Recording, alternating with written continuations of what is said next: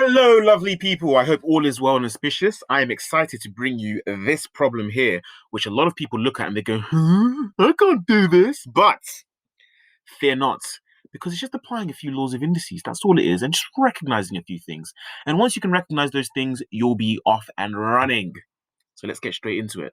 First, we noticed that instead, unlike the previous equations we've been doing, the unknown is in the exponent. It's in the power. It's in the index. It's in the indices. Okay? But then we notice the bases, 4, 32, and 16. Well, they all have something in common. They're all powers of 2.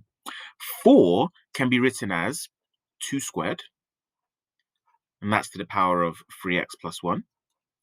And then 32 can be written as 2 to the power of 5, and that's to the power of 1.2x. And that is equal to, well, 16 can be written as 2 to the power of 4. And that is to the power of 11 minus x. Okay? Then, applying our laws of indices here, we can multiply the indices together. So the 2 gets multiplied by the entirety of 3x plus 1. So we have 2 to the power of, or 2, it's like expanding brackets. 2 times 3x is 6x. 2 times 1 is 2. So we have 6x plus 2. Multiplied by, well, 5 times 1.2x. Well, 5 times 1.2 firstly is 6. So that's going to be 6x. And then that equals 2 to the power of 4 times 11 is 44. 4 times minus x is going to be minus 4x.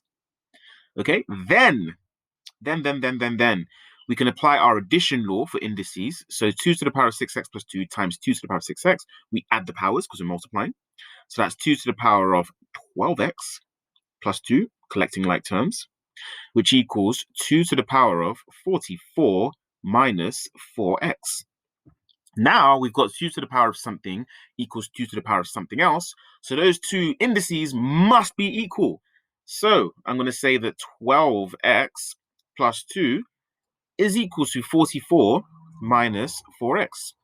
At this stage, I need to, well, let's add 4x to both sides just because minus 4 is smaller than 12. Get rid of all the negativity.